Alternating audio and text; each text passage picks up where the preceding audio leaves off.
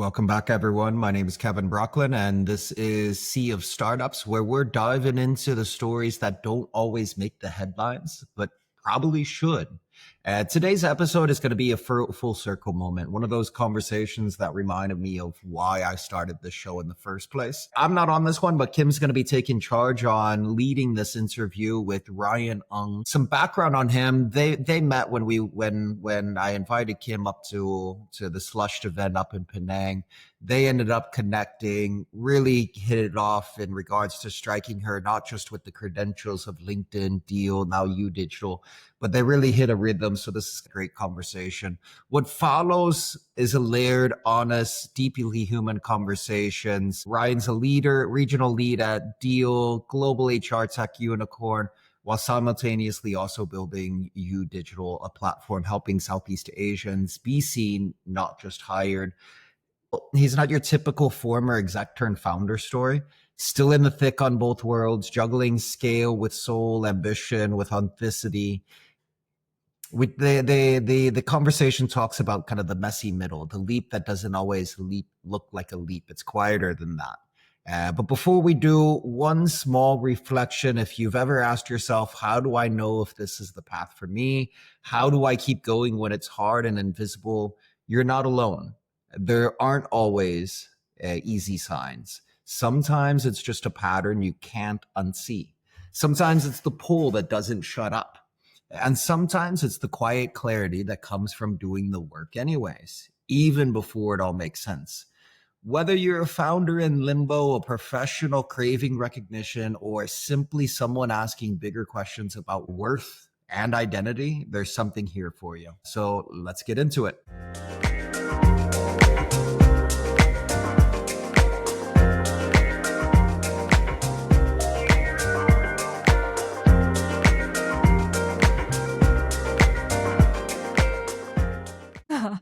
Ryan, welcome to the Sea of Startups. Finally, we got you in, and I'm genuinely excited about this, partly because we've had such great conversation from the get-go when we first met at Slush Penang back in May, and partly I think because of your story embodies something I think it's rare. You know, someone who is building for Southeast Asia while operating at global standards. Welcome to the show, Ryan. Thanks very much, Kim, for having me. I do recall our encounter at Slush Penang. I think we were listening to Tristan talking about founders burnout. Yeah. And that you were just seated right behind me. And I turned back and asked you, like, how can you relate to that, right? Yeah. And I guess that's where it started. And then we had this conversation. Of course, I think it helped that we both had similar backgrounds, a bit of Malaysia and Singapore in us. So that's how we connected pretty quickly after that. Thanks again for having me here. No, for sure. I mean, actually, we just hope to have these conversations amplified on a bigger level, whereby I hope that people actually can find value in it, and hopefully it helps in their journey. So I think that's the main motivation why we are bringing this conversation to surface. And it feels like it's nice to be on a journey, but it's nicer when you feel heard and seen. So I think that's what we're trying to do. I'm glad that you're part of this journey as well. So just to give people a bit of background, for our listeners, Ryan and I hit it off immediately at Slush, like he said earlier, like you heard. We met through Tristan's chat presentation. We realized that we are actually both looking at the same invisible problems, and that was us. And I think after that coffee chat with the group was great as well. Like we went deep into what motivates us, what's our goals and all that. So I thought that was a common ground that we're working from. We continued the conversation when we were back in Singapore, and that's how it all started. And I think what fascinates me about your journey is that you're trying to defy the typical founder narrative. You're currently the regional lead for APAC expansion at Deel, one of the world's fastest growing HR tech unicorns. I'm going all out here, while building his own thing called YouDigital at the side. But before we dive into the juggling act, I want to understand the foundation. What is it actually like inside Deel right now? Like seriously, pun intended, what is the deal, man? Because from the inside, it looks like this incredible growth machine. But I'm curious about what the reality is like operating at that scale across our region. Great questions. And I love the pun there. What's the deal? So before I joined Deel, I spent about 6.5 years at LinkedIn. as you as. So, and when I was in LinkedIn, I thought I knew how to build things pretty fast because, while I think LinkedIn back then was like a startup on transition to become an enterprise, and I got exposure to that. But when I joined Deel, it's a different beast altogether, right? So I always kind of equate that to like being in LinkedIn. It's like being in a bullet train. It's fast, but it's structured. You know where you're going. You know when is the next station gonna be. But at Deel, it's kind of like a rocket ship. So when I joined, if you were to look at it, probably I was like an unlicensed astronaut. Oh, okay. I had to figure it mid-flight. I was unfamiliar with payroll, for example. I was familiar with EOR, but I did have some exposure to HR space because of the work I did at LinkedIn. Right. So the great thing about Deel is that it's growing exponentially right now. Right. Even 11 months back when I first joined. And we are a fully remote company. In fact, Deel today is officially the largest remote company in the world. Oh, wow. Okay. So Slack becomes our unofficial office, if you were to look at it that way. So every day on Slack, there's flurry of messages, activities across different time zones. If you don't keep it on silent, there tends to be notifications 24/7. So you have to be at one point resourceful, but also needs to know how to prioritize when you're at that, because otherwise you might risk getting burnt out fast enough. Deel is very interesting because I think we have the privilege of two co-founders who are very hands-on, right? I like to show they're very hands-on. I do see a lot of feedback given by customers being incorporated into new product enhancements and launch. So I'm in this front driver's seat of seeing how everything's unfold, allowing us to be able to scale very quickly, but also very intentionally as well. And I guess because of that velocity and that intention behind Deel today is worth about 12B. It's valued at 12B. We just hit our $1 billion run rate just a few months ago, and it's still growing. My role at Deel is mainly leading the enterprise segment for ASEAN. ASEAN is quite a complex region, 180 million people. They speak thousands of languages and dialects. It's not one region per se from business perspective, right? It's a combination of all these nuances and all these different cultures. So hiring in ASEAN typically means very complex compliance, contracts, etc. And that's what we are trying to crack here and help companies to grow while staying compliant at Deel. Wow, that sounds really complex, and it sounds simultaneously exhilarating and overwhelming. Like I'm just amazed how you're actually juggling so many hats at one go. But then again, what was it that motivated you to come on board? Like LinkedIn was like, you got linked into so many areas, right? So you got a Deel and you're looking at deals, and then now you're looking at HR as well. So talk to me about it. What's the picture like of APAC expansion, and what does it mean, day to day? Because you were talking about from a broad level basis. So what is it like expanding a company from an enterprise point of view? I think expansion in APAC and particularly in ASEAN can be complex due to the nature of the diverse geographies, the diverse cultures, and the countries as well. Right? While all share similar traits as Southeast Asia. But then again, if you look into each of these countries, there's different nuances. Things that may work in Thailand may have a different tune in Malaysia, for example. Right? And when it comes to hiring, right, different regulations prevails in different countries.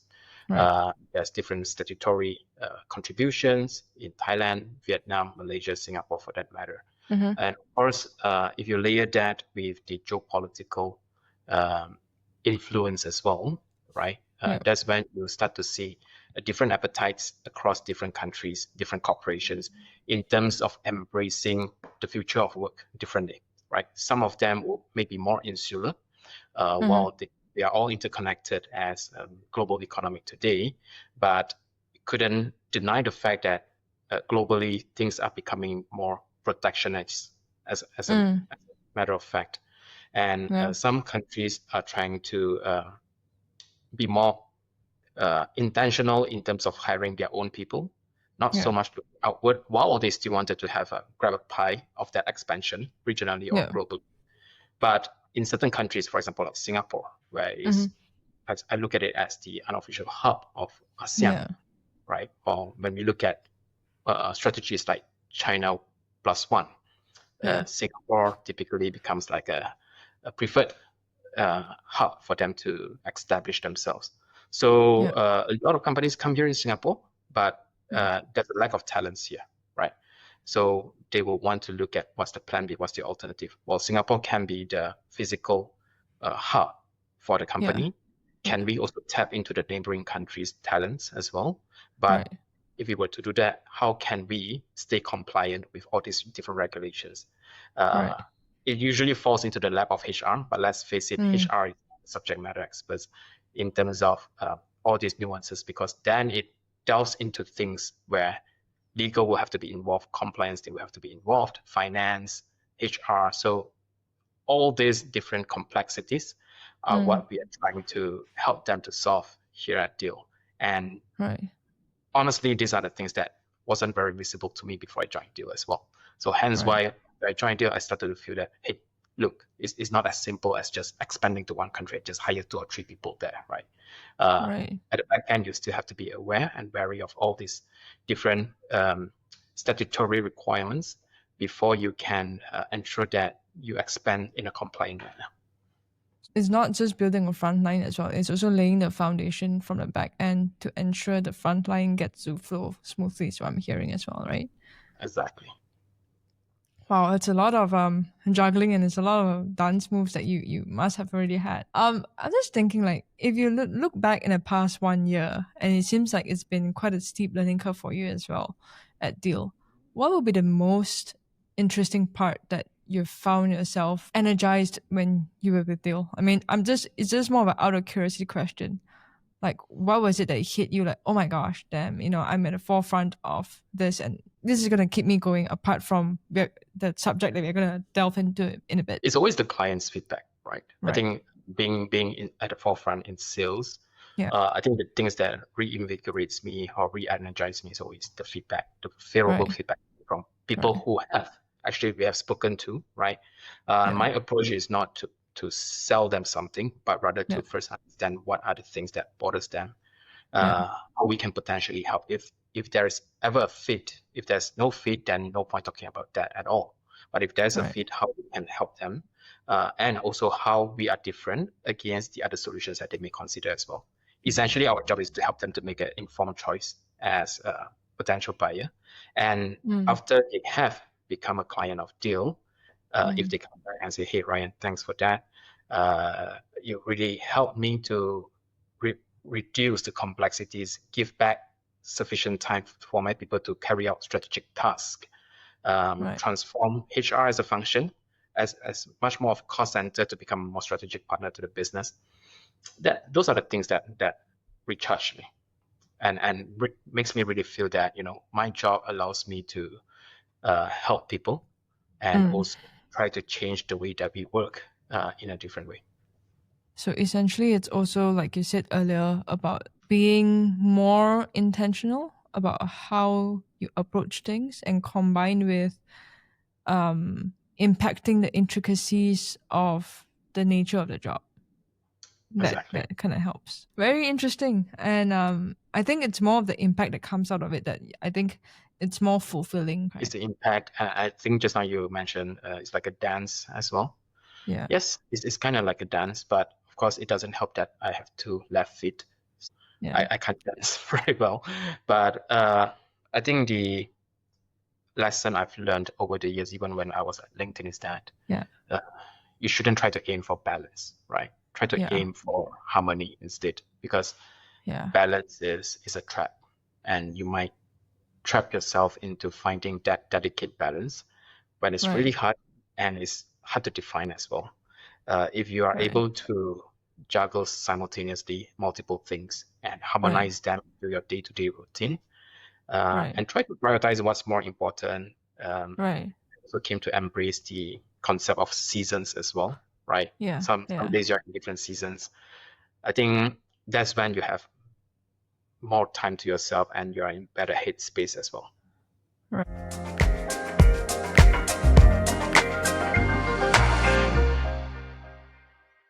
It's just that something struck me about you said earlier about balance and harmony. I'm just thinking, because for me, how I perceive balance is more of like, it's in a way of trying to achieve harmony. Balance, it's more of everything can be imperfect, like just like harmony, right? You can find your rhythm. But what's your perception of balance? What I was hearing was that as though when you achieve balance, it's some form of perfectionism to a certain extent, or at least it came off to me as that. What's your interpretation of that? Yeah, so the way I look at it is that if you were to try to achieve a balance, let's say 50%, 50, right? Yeah. That kind of aspiration may put undue stress onto you, because you might feel that if I want to be 50-50, I want to be a father and I want to be a husband all the time, and I want to spend 50% focusing on work. At any one point in time throughout the entire week, you might feel that, okay, am I doing 50% now for my son, or I'm not doing enough, right? I think that's when the undue stress will come. That's just the perspective of how I look at it. Interesting. No, makes sense. It's just, I mean, at the end of the day, it's all about perspective, right? So I was just curious to pick your brain on that part. So thanks for sharing. It's very interesting on how you perceive it. Which brings me to the next question. And all these complexities that you've been dealing with is exactly, in a way, what led you to start your own thing, YouDigital. So tell me about that moment when you realized that you couldn't not build something. Okay. Yeah. I think if I were to rewind my memory, jog my memory, I spent years at LinkedIn, right? And then now I'm at Deel. I've had the privilege of working with HR leaders, working with founders, and even talents as well. I kept seeing the same pattern reappearing in Southeast Asia, right? So amazing, talented people were being overlooked, not because they lacked the ability, but just because they were less visible, right? Throughout, I think when we were at Slush, I met a few people. I kind of told them that, my point of view is that the opportunities always go to not the best person, but the person that's most visible, right? Right. So you could be the best person for the job, but if you're not visible enough, then you may not land that job, right? So when I look across those professionals I've met, people who have came to me, even some of my friends, where they felt stuck or they felt frustrated because they couldn't even land a job or an interview.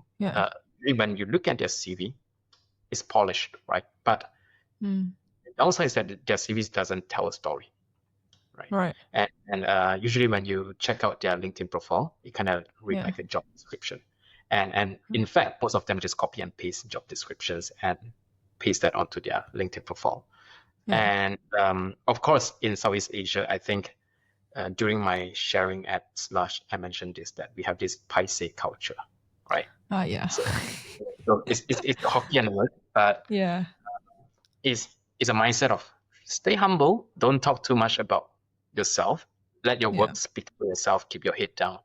So it's a cultural mindset that is rooted in humility, modesty, self-consciousness, where individuals often choose to downplay their achievements. But while I understand that, the world doesn't quite work that way anymore. On the other side, I also saw companies who are often desperate to hire good quality talents, but most of the time they'll say, no matter how we try, we can't find the right people, right? It took them months before they're able to fill up the role, and some of them are critical roles as well. So meanwhile, everything connects in my mind is that, okay, company A, you wanted to hire someone, a web developer, for example, with these years of experience. I know someone, but he's not in Singapore, he's in Malaysia, right? And then sometimes it's just one introduction away, right? Or someone who wanted to look for a new job in a different industry, couldn't land even one interview. It's just one story away, how you can reframe your story away from being hired. So those are the combination of things that really got to me, right? Yeah. And made me realize that I had to start something. The way I started YouDigital was rather unintentional. That's my passion. I started helping or mentoring people when I was at LinkedIn. During COVID, we had these initiatives of trying to help out Malaysians who are retrenched, who are looking for a job, or even women who are trying to make a career comeback. Right. And I kind of felt that that's my calling, right? And Right. when I started doing this and continued doing this during my career break, after I took a career break from LinkedIn, Yeah. I felt that this is something that really speak to me and my values. And that's how I started YouDigital, to help people to be visible, to be seen before they even started to apply, and kind of build that career infrastructure that I wish existed when I first started out as a fresh grad, right? So at the end of the day, you don't have to be loud to be powerful. You just have to be seen. You just have to be visible and be clear about your story. Thanks for sharing that. I think it's also a combination of, like you said, the Paiseh culture. I mean, especially in this part of the world, we, as a matter of fact, I don't know whether the listeners do feel that. It's like, we don't, like you said, we are not loud about achievements. We tend to take the back seat and like, yeah, but it's okay. Let's not overplay it. And let's just, but on the other side of it all, it's like, we should be able to receive compliments. We should be able to just take them as they are, just because, as a form of recognition that we are good. And it's something that I do personally sometimes. I'm like, oh man, it's a compliment. I'm like, I don't know where to put my face. Paiseh lah, paiseh. You know, that kind of thing. But was there like a moment that clicked for you? Like, oh, this is it. Like, you kind of made that promise, or not promise, but that determination that came in to say that, yeah, I want to do that. Yeah, I recall that exact moment. I think there was this guy I met through LinkedIn, right? So I think he saw that so during my career break, I started posting more regularly on LinkedIn. It's ironic because I started posted when I was working for LinkedIn, right? It was after I stopped LinkedIn, I started visible on LinkedIn. And then I think I noticed that this guy started liking my posts quite regularly. And then one day he reached out to me and he was like, hey, Ryan, I'm not sure if you could help, but I'm kind of stuck here. And that I don't have a job. I have a job, but I'm trying to look for a promotion.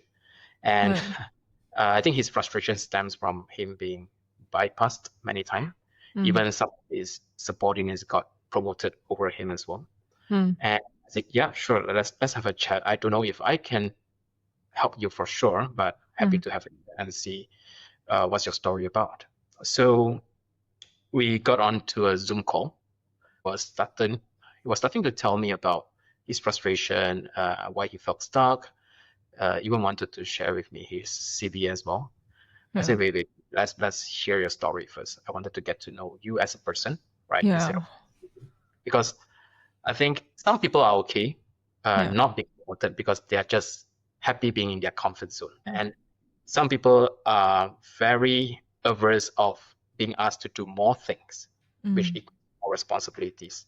But for different people, you might have different aspirations, different values. So I want to understand him as a person, what drives him, what motivates him, and what drains him. Throughout that conversation, I got a feeling that, okay, these are the things that he has done well, but he has not done well enough in terms of making that kind of achievements being visible to his superior or his management. And I kind of told him that, okay, you know what, let's take it one step at a time. First of all, you got to do this at workplace. Manage up, not just manage down, right? Manage your manager. In Malaysia, we also hate to do that because we might seem as brown-nosing. We call it the satay culture. We don't want to feel like we satay our boss for promotions. But I said, if you do it right, you have the right intention. It's not about brown-nosing. It's about you aligning with your boss. What are the priorities? What are the things that he can help you career-wise? What are the things that help him as well for the benefit of the team, right? And if you are able to do that, you seek alignment, then there's nothing wrong about that. So I said, manage up first. Of course, this is going to take time, 3 to 6 months, and then we revisit. And on LinkedIn, you have to be more visible. You're not looking for a job, but that's fine. But you are still connected to your peers at work. People want to see your thought process. What are things that you can educate them about? Yeah. Show your leadership quality. One of the hardest things that people feel is that I'm not a leader. How can I show leadership quality? But you don't have to be in a leadership position to show leadership quality. Yeah. Right. Well said. So you can show that without being a leader officially. That kind of put your name in the mind of people that, hey, this is a leader potential. Long story short, 9 months later, he was considered for a promotion, and then he got that promotion because throughout that 9 months, what he did was to have a monthly feedback session with his manager, which he has never done before. And of course, he did help the manager in terms of helping the team grow. He was just to mentor one people. I think that become like his testing ground in terms of his ability to manage a team. Eventually, he got promoted, not as a manager, but at least as a team leader for a start. So he came back to me with that news, and I was like obviously elated for him, and I felt that sense of satisfaction that I'm able to help some to really unblock some of the hurdles that have been bothering them for many years.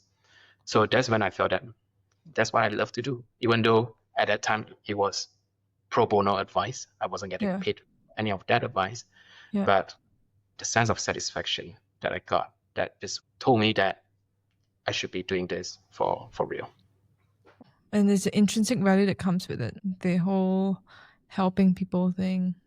I think it's also like what you're doing is also bridging stories, one story at a time, one person at a time. And I think I like what you said as well. Like leadership doesn't mean that you have to be in a leadership position to showcase your leadership qualities, because being a leader, I think, also stems from within yourself, like your internal aspirations and how you can be proactive to bring forward something you want to do. That itself is one of the leadership qualities. And you yourself being empathetic towards another, being able to help, I think that's another leadership quality as well. So instead of waiting, for someone to solve it, well, you decided to build that bridge yourself. And I think that this is what I find fascinating. Like, you didn't quit your day job.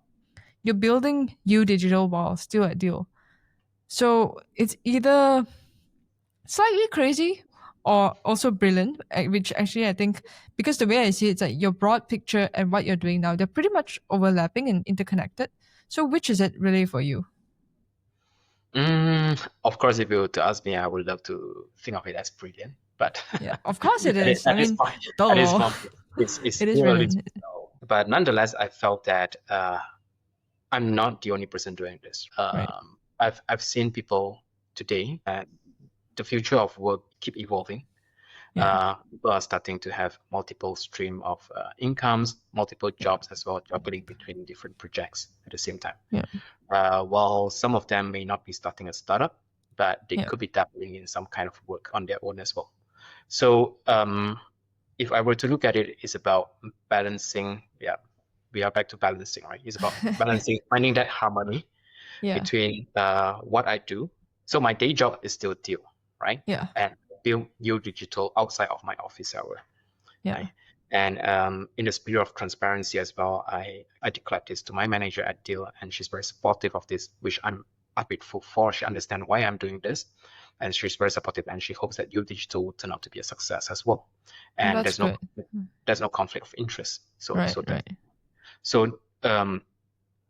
when I started YouDigital, and even prior to that, I didn't intend to start it as a startup, right? It was mainly what I was doing during my free time, during my weekend.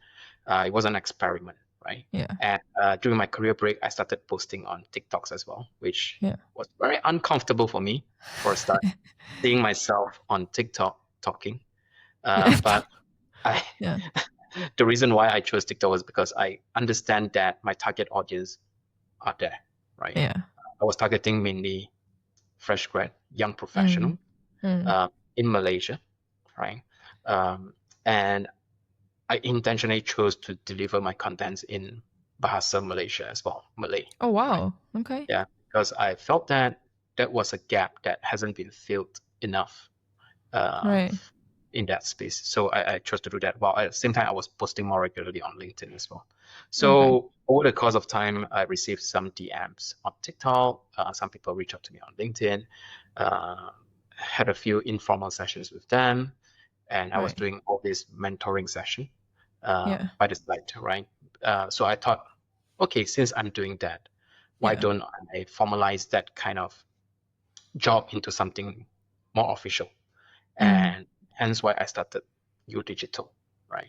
Okay. And people resonated. People can understand why this is something important, personal branding, Right. telling story, reframing your story in a way to attract opportunities or bring you closer to opportunities than ever before. And it was amazing. I had people reaching out from as far as Botswana, Wow.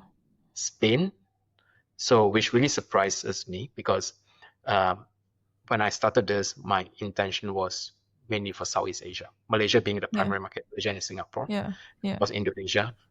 But when I started receiving all these inquiries from people outside of this region, that really put things in different perspective. At this point in time, if I were to be honest, I have this unfair advantage of being at Deel and also building YouDigital at the same time, because Deel gives me the front row seat to witness what's broken in the hiring and workforce space and how we are changing that, creating a new future of work. While YouDigital let me fix a small part of it in my own way. So brilliant or crazy, I would say probably a combination of both. I think it's both. Yeah, at least both of them have synergy between what I'm doing today. Yeah, it's marriage. I mean, because when you said synergy, there's 1 + 1 = 3, which explains that you are a dad as well. What you're doing is it's more like you're looking at it from a 360 degrees perspective, whereby you're looking at front end and back end. And if it's not synergy, for me, it's very strategic because you're able to have a deeper understanding of the market, not just within, at least in Southeast Asia, and the nuances, like you said, which will help you in Deel and in some ways help to bridge that in your own personal way with YouDigital. It's all encompassing. I wouldn't say, it's very isolated. It all comes together at some point, and it's humbling to see that, and it's fascinating in a sense. When you were referring to that moment, you knew you wanted to do this. For me, I had a very similar experience as well in a way.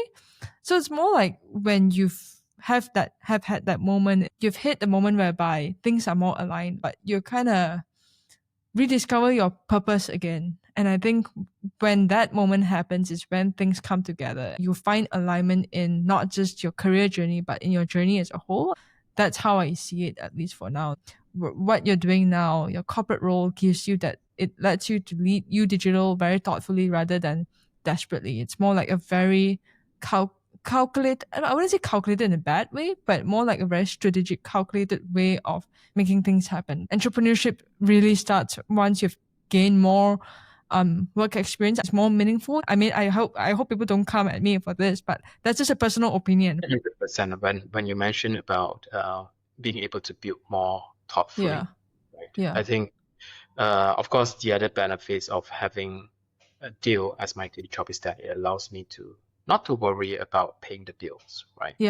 So it gives me financial stability to be able to really build YouDigital more thoughtfully, more intentionally as well. And I don't have to scale for the sake of scaling. I don't have to seek funding for the sake of seeking funding.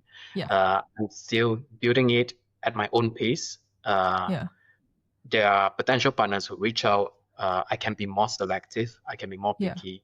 Filter them according to what's strategic for YouDigital, and making decisions based on what actually serves the market that I want to serve. It's not the whole, I mean, whatever that's going on with AI right now, it's not hype versus reality. It's reality equals to reality, right? So anyway, so dealing with this is part of your life, right? So one part of it at least, and there are many facets in, as you all know, our own lives. So when you talk about dealing with two companies, looking at Deel and YouDigital, let's get real about the cost. Like, you're essentially working to a certain extent two demanding jobs. How does your partner, how does your family handle that part of you? Just getting a bit personal to see, because it's founder's journey, right? So you're looking at that aspect. So I'm married. I have a wife. I have a Yeah. 3-year-old. Yeah. So there's another part of my life, right? So when I Yeah. first started my job at Deel, and Yeah. of course I know what a rocket ship Deel is. Yeah. I had a conversation with my wife. I said that while I'm excited to Yeah. do it, while I'm glad that I got the opportunity to join Deel, but I'm also conscious of the opportunity cost as well, which is lesser time spent with my family, and I need her to understand the cost of it before I even join Deel. Yeah. I need her to understand that there will be less time in the evenings where I may spend longer time with them during dinner because Yeah. I mean to get back to work. She totally understands that, and she's very supportive as well, right? My wife, she's an interior designer by profession, Right. but her daytime job now is a full-time mother, right? Wow. So she Okay. takes care of my son. Of course, we have help as well, but then again, she finds joy in being full-time mother, and I'm blessed in a way that she's able to take care of that part for me, Yeah. to allow me the flexibility and space to be able to dabble in the corporate world and build something for Deel. Yeah. And of course, a few months later, when I told her that I'm gonna start YouDigital, Yeah. that was another conversation altogether. So of course that will entail me being even busier, spending even lesser time with them as a family. But I also reassure her that I will spend enough time with the family as much as I could. Yeah. Because I do love spending quality time with my son and her as Yeah. well. But the reality is that we have to build something if, let's say, we really have the intention to do that, because I'm now in my 40s. If I don't do that, I worry that I might miss that window. When I'm in my 50s, not to say that I'll be too old by then, but I'll probably be less energetic during that time. Gotcha. So thankfully, she's very helpful. She's Yeah. very supportive. She said, okay, I know you always have this itch, right? And I've seen how you have hustled during your corporate life. If you wanted to do it, go ahead and do it. I'll give you my blessing and support. So Yeah. I think that's all I can ask for from my wife. And of Yeah. course, for me, is to constantly be conscious of my responsibility as a husband and as a father at home. Do you think there was a cost to it? How careful I should put this? Because when a partner is supporting you to achieve a dream, it's also to a certain extent, I wouldn't say a cost, but I wouldn't say a sacrifice, but you can't downplay it either, right? How did she say like, okay, you go ahead, but there's also a part of her that I'm sure as an individual she had her own, aspirations as well. Like, how did she tell you that she needed that to be acknowledged as well? So I think we are quite blessed that we are quite comfortable financially. So we do not have to tweak too much of our lifestyle because of that. But then again, I do see costs in different aspects of our lives, right? For example, we always have this thing called the Friday date, where I will spend Friday lunch with my wife, just the two of us, going on a fancy restaurant, just to have proper me time between me and her. We are doing that lesser now. Of course, we still try to do that as much as we could, but lesser, not on a weekly basis at least. I also feel that probably holiday travels will have to take a seat because they have to be scheduled around my availability instead of the other way around. The weekends now might seem very different because sometimes I might still have to catch up on work. I have to send probably a few emails or proposals. Maybe I will have some mentoring sessions scheduled for Saturday or Sundays, which will then take time away from family. So those are the costs. But I think slowly my wife understands that. And previously when we brought our son out for outings, it will be three of us, right? Bringing him to museums, to libraries, to playgrounds, etc. But these days, she's taking the initiative to bring him out on her own without me, which, I mean, today sometimes I felt FOMO, right? I'm also glad that she acknowledged that as a way for her to still spend time with my son without having to wait for me to be available. And those are the costs that I'm seeing, right? Be it the cost for myself, for my wife, or for my son. Some things gotta give. But at the end of the day, I think we need to have conversations to seek alignment, to refocus again on what's important, get feedback. Sometimes, I'm told that, I may have spent more time on certain things, which is a good reminder, right?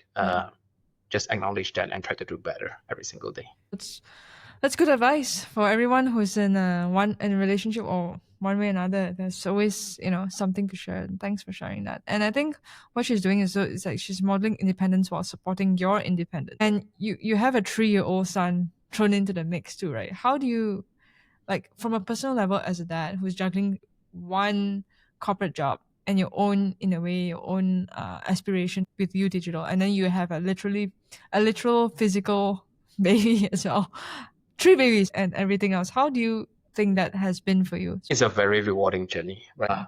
I always knew that I'm good with kids, but I didn't know how it felt being a father until I'm a father. It's been very rewarding. So he's 3, turning to 4 soon. Still in that adorable phase where everything is like, Daddy, come here, Daddy, see this, right? Look at what I'm doing and stuff like that. Which honestly, that's what kept me grounded, because during 9 to 5, while I'm working for Deel, right, I could be busy helping people with payroll, outsourcing, and stuff like that. But back home, I'm the guy who probably helps him to change diaper, sing Richard, or walk patrol with him. And he doesn't care what my job title is, right? He knows the concept of work. He saw me working. Sometimes he'll watch in my study room, and while I'm in the middle of having a Zoom call, so my colleagues have seen it multiple times, but he just wants me to be there for him, right? So while I'm trying to educate him on the boundaries, but I'm proud to say that he's also aware of what I'm doing for work. So while I'm mentally elsewhere, when I'm physically with him, I believe he is that. And that forced me to be more present, to be more, and not perfect, but it's kind of like mindfulness training, right? So when you're doing you wander off, and then when you're conscious of that, you try to pull yourself back and refocus again. I think as a father, that's what I'm doing, right? Whenever I can, try not to check your phone, try not to reply your email. I told my wife I would love to be a house husband if possible, but I'm happy with how things are now, right? I still spend time with him, and we really bond as a family. I have an understanding, supportive wife, so she's doing a great job educating him, helping him to grow as a person. So whenever I can contribute, I will ensure that my contribution is also impactful and significant enough for him. That's beautiful. I mean, it's nice to see that how you're finding harmony in all this as well. Like you and your wife, I'm sure it's not easy at the start, but at least it's come to a form whereby you guys have found your own rhythm as you go along. And even then, it's always that common understanding of trying to seek alignment as a couple and as a family unit, then and being very respectful of each other's aspirations of what you want to do. And because I feel it so deeply as well, I'm also partly in the same in a way, so I see both sides of it. So there's that moment where, your creative juices are all flowing and you just need to finish one last thing or one last email, but your family needs your presence as well. So I guess there's also this assumption that, and because we're independent, we are always okay on our own. But is that how you feel like? I mean, your wife is pretty much holding down a fort too, in a more personal way, because we've had honest conversations like that before. How do you make sure she feels like a priority when you're in those, intense work phases? I think it's through experience. You somehow tend to read the signals from your partners, right? When she's on the verge of burning out, when she's feeling tired, when you are not connecting as much. I mean, I'm not perfect at that. I'm still learning, but I try to be more aware about that whenever I can sense that. Of course, sometimes after you have been married for years, the assumption is that you are independent I'm independent. You can do your things, I can do my thing. While we still rely on each other as the bedrock pillar, but that assumption sometimes can be fatal, right? Because then you probably might get disconnected or drift apart without you even realizing that.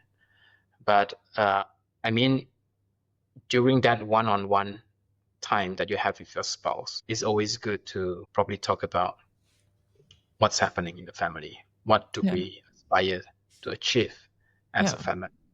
How's your work? How's my work? Of course, I've learned these days not to dispense advice. Just be a good listener, unless you're being asked to dispense advice. Sometimes you just want someone to listen to. And also read out for signs that she might need a break, right? I think very recently, break, just a short staycation for her, and so that she has some me time for herself. I'm totally fine with that. I say go ahead, and then over the weekend I can look after our son. I mean, in a way, it's good for me as well. I can spend quality time with him. Otherwise, when Monday comes, you will have to probably step up and look after him again. So I think that's something that we started doing. I do foresee there might be more staycations or me time coming up, but I mean, that's fine. That's fine. I think at the end of the day, we are just human. While I'm hustling, I can't discount the fact that she is not. She is also building something for herself, being a mom to the best of her ability, while juggling between her job as a designer as well. So she's also having a lot on her plate. I think as a couple, shouldn't have the assumption that she's fine. Don't worry about that. Don't have that false assumption. Oh, check in if possible, and have quality conversations just to ensure that you both are on the right track together.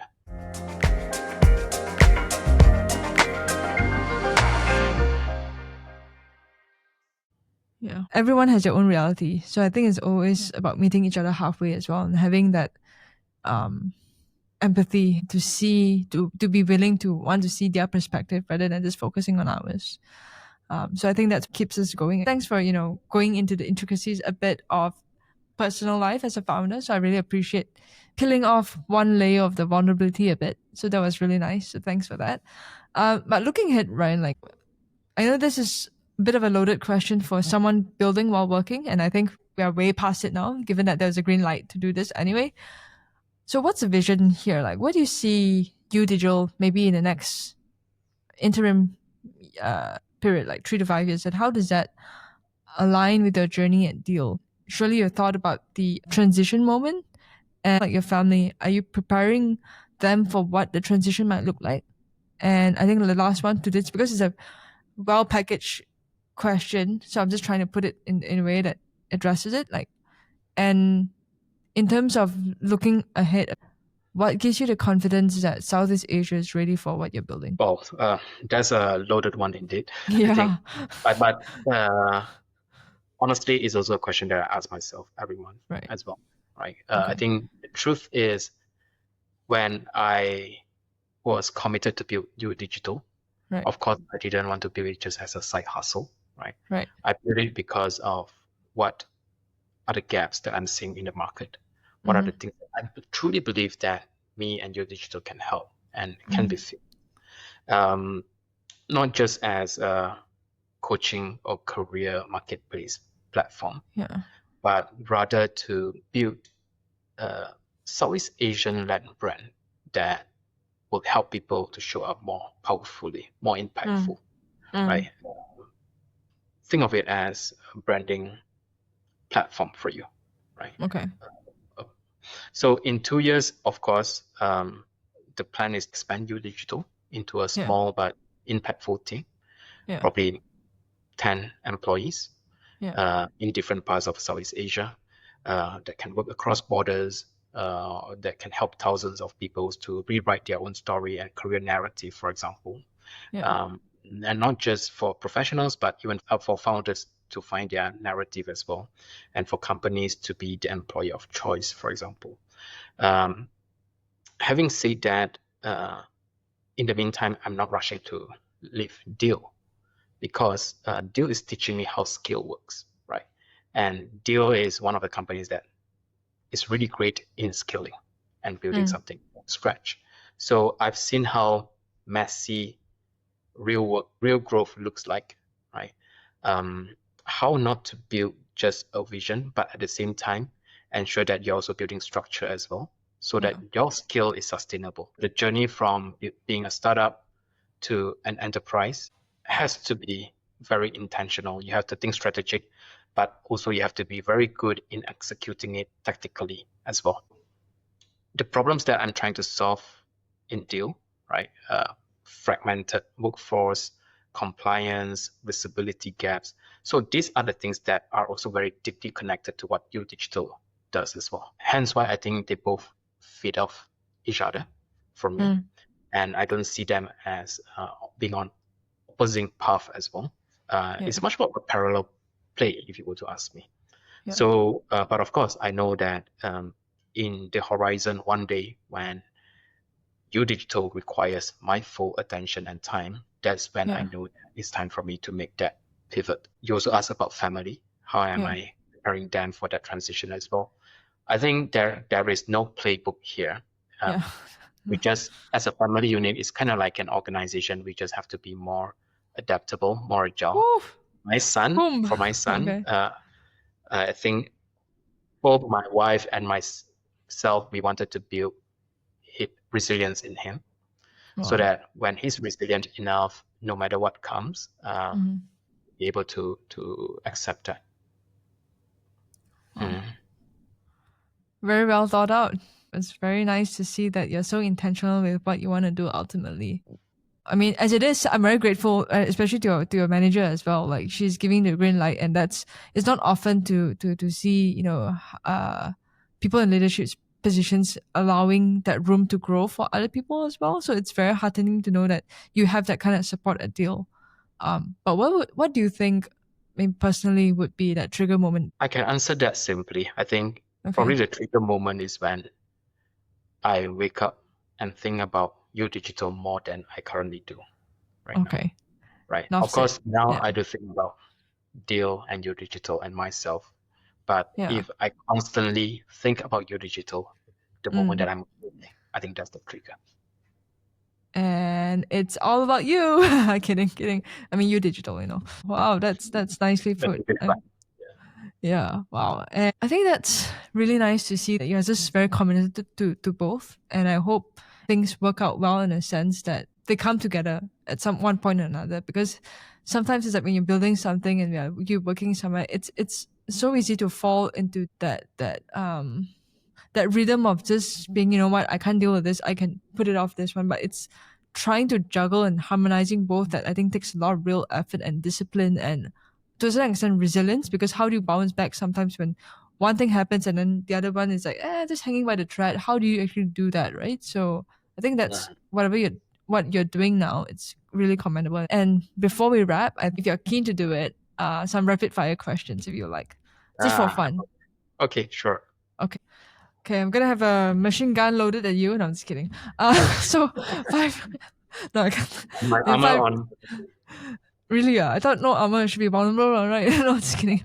So 5 reflections designed not to just inform, but hopefully, shift something inside you. To not just you, but maybe to the audience. These aren't casual questions, but look at them as mirrors. First, what's one fear that's quietly holding back most of Southeast Asian professionals from their true potential? Fear of being visible in the public before they're ready. I think that resonates with me as well, right? Because I think in this region, when we are growing up, we're only told that you should only speak when you're 100% ready and sure. But I think, that silence actually costs visibility. So if you don't show up, people can't support you or root for you. Yeah. I think it's also, like you said, it's a cultural problem to some extent. Like, not enough people talk about it. Or also because, like, at least for me, coming from school where authority plays a huge figure at some point in your life, it's very hard to just get out of that mindset sometimes. That's a very good point, though. It would resonate more to the young graduates nowadays, like they're trying to strike out on their own and to have that confidence and the agencies within themselves. And we need more of that. We need more people to support that, to really empower you. And also I think it's also within, like, how do you want to be better? The proactiveness and the willingness, and hopefully at some point will showcase that leadership potential in you as well. Anyway, I'm going a bit too much into this, but anyway. So second, if your 25-year-old self could see you now, what do you think would surprise him most? You must be proud. I guess he'll probably look at me and say that I'm doing not too bad myself. I have a pretty decent job. I'm building something that Paiseh culture coming in already. Okay, come on. But at the same time, I'm really grateful that I have a loving family. I'm still in touch with my childhood friends that have known each other for like 30 years. Yeah. We have a WhatsApp group, even though it's less active these days. Out of maybe 15 people, only 3 people are really active in that group chat. Right. But at least I'm still in touch with them. I think when I speak to people, I realize that that's a luxury. Given how the state that I'm currently in, not too bad. You should give yourself more credit. I think you're doing really well, to be very frank. Like I really see your work, and I see how active you are. And even talking to you right now as well, you could feel that the willingness to want to help. It's sincere. It's not often you see that in today's age. It's like, it's nice to see someone who's actually sincere in what they're doing. So really kudos to you on that, like, really. Thanks a lot. Yeah. And okay, so next. So complete this sentence. Like, every professional should ask them monthly. Every professional. What should they be asking? What do they want to be known for, and how are they showing up? I know I kept using this word being intentional, but being more intentional about your goal, what you want to be known for. Yeah. Put aside the Paiseh culture, right? You're not gloating about yourself if, let's say, what you're stating is the truth. If you frame it in a way that's educational, in a way that's humble, right? Truthful, I think nobody can fault you for that. Well said. Very well said. And what about for someone listening who's juggling a day job and a side project like you are? Not side project. I mean, YouDigital is not side project. What's one mindset shift that would change everything if they are in the same position as you? Don't be a perfectionist. Right? Be comfortable with uncertainties. Be comfortable. Some days you are just a builder. Some days you are just some days you are just a son. All those are secret. So I don't pretend that I can do all of that all the time. Yeah. So just be comfortable in understanding that's the fact. It's a good one. It's also about being humble, because the more you're humble, it's also you're able to see the bigger picture. Like, you know where your capabilities are. Final question, and this one's really important. Like, one action someone can take this week to improve their visibility, coming from an expert. Hit that post button. Post something honest. Be it a story that inspires you. Be it a conversations that you had with your friends that make you think. Be it something that you came across during work. Just post that. It doesn't even have to be grammatically correct, right? Just post that, being genuine, and hit that button. It's also about having the courage as well, like from what you said. Yeah. And because you never know, right? You just never know. Just put it out there. As long as it's not something offensive or culturally insensitive, and just see what comes back to you. You might not even get one you want to like. So don't be too obsessed about what's gonna happen later. Yeah, it's good advice. It's about consistency. Exactly. Yeah. And that's a wrap for our conversation with Brian. And thank you so much for coming on and for spending your afternoon with me and really talking about anything and everything under the sun, about being vulnerable, about yourself and some parts of your family life, but just being authentically you. Like, I really appreciate your presence. Like, it's so heartening to know that there are people like you out there in this industry, when a lot about hype as well, but it's nice to meet someone who has some same wavelength and on the same trajectory in a way. Really appreciate our conversations before and looking forward to many more conversations coming. So thank you so much for you, Ryan. Thanks a lot, Kim. Thanks for having me on the show. And like I said, it's time well spent if you are doing it and you feel that you're enjoying what you are doing. So happy to have more conversations with you in the future. Yeah, looking forward.